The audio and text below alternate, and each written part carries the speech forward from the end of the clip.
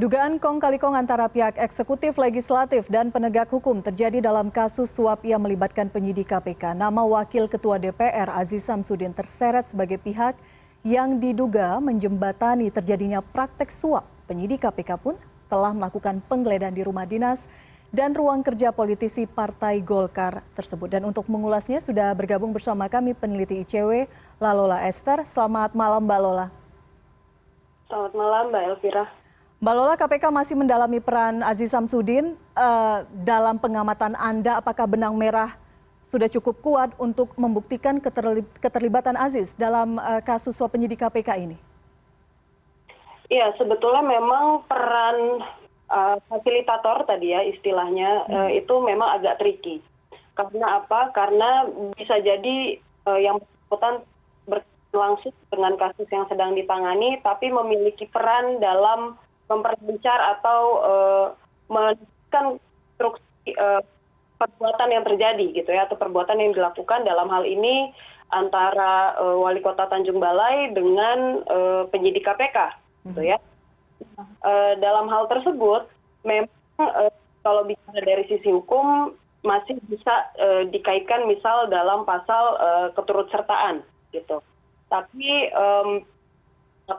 harus ada cantolan tentu saja dengan para pihak yang memang dalam hal ini melakukan perbuatan secara langsung, gitu ya, baik Wali Kota Tanjung Balai maupun juga penyidik KPK.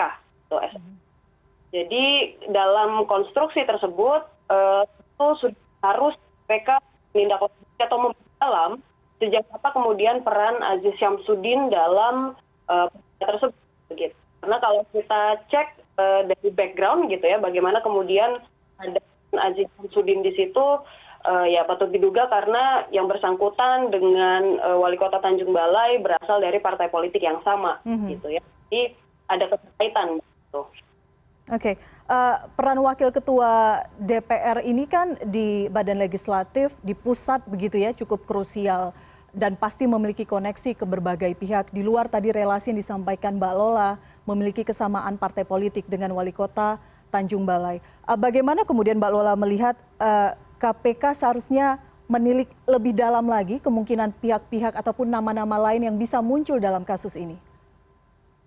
Justru itu yang menurut saya menjadi untuk diperdalam oleh KPK karena memang power ya, atau kewenangan yang dimiliki oleh seorang wakil ketua DPR itu sangat besar, gitu. Dan yang juga harus dipastikan bahwa dalam penanganan perkara ini KPK harus kedap, gitu ya, di intervensi berbagai pihak, terutama memang kewenangan besar.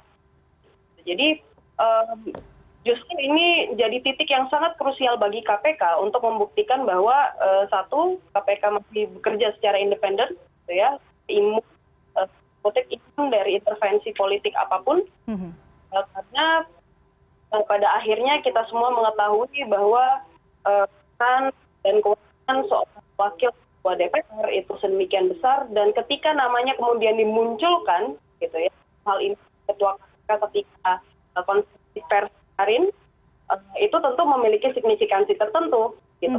Kemudian tersebut hal itu harus dimunculkan ketika konferensi tentu itu juga agar kita ya media untuk itu menaruh perhatian lebih dan mengawal kasus ini, gitu. Jadi pada intinya ya tentu kita akan menunggu sebagai dan sedalam apa itu kerja mereka dalam menelusuri peran Aziz Syamsuddin maupun pihak-pihak yang diduga terkait dengan perkara ini. Oke, Mbak Lola, belakangan kemudian juga cukup terdengar begitu ya, ada isu bahwa ini ditarik ke ranah politis, ada permainan politik begitu. Anda melihatnya murni saat ini terjadi masalah hukum atau memang ada unsur-unsur lainnya yang diteliti berdasarkan pengamatan Mbak Lola? Ini jadi kalau soal intervensi politik begitu ya, ini memang hal yang sangat abu-abu dalam arti dia akan sangat sulit untuk diidentifikasi dalam kacamata proses hukumnya. Dia memberikan background, kemudian kuat dugaan yang dibangun atau konstruksi perkara yang dibangun dalam penegakan hukum itu tentu jadi hal yang penting gitu untuk diketahui oleh kita semua dan terus oleh KPK sebagai yang menangani perkara. Gitu. Dan soal tensi politik dalam penanganan perkara dalam hal ini kasus korupsi di tangan KPK, ya tentu ini yang harus kita antisipasi ya, yang pertama, dan yang kedua kita harus pastikan bahwa penanganan perkara ini jauh dari yang baik itu, bahwa kemungkinan itu ada, tentu. Kenapa demikian? Tadi juga Mbak Elvira sudah sampaikan, seorang wakil ketua DPR ya tentu koneksi besar, ya, kewenangannya pun, walaupun tidak dalam konteks ya kewenangan yang dalam kapasitasnya sebagai wakil ketua DPR, tentu dia punya jaringan, dia punya kekuatan pihak-pihak yang juga membackup begitu ya, sehingga tersebut kemudian juga oleh KPK begitu, bahwa bukan tidak mungkin dalam penanganan perkara ini kemudian ada hantaman yang harus dihadapi oleh KPK, salah satu adalah dalam investigasi politik.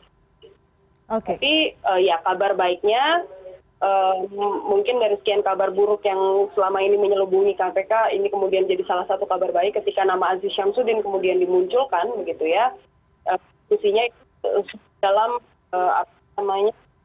lingkup untuk menjaga agar perkara ini memang dikawal bersama, sehingga misalnya nama tersebut tidak hilang tiba-tiba misalnya dari dakwaan gitu ya, yang terjadi dalam kasus penanganan bansos.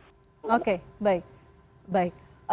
Kita tunggu bersama, kita kawal yang bersama, itu yang utama. Mungkin perjalanan kasus masih cukup panjang, kita tunggu titik terang dan pengungkapan secara tuntas oleh KPK. Mbak Lola, terima kasih sudah berbincang bersama kami di Newscast malam hari ini. Selamat malam.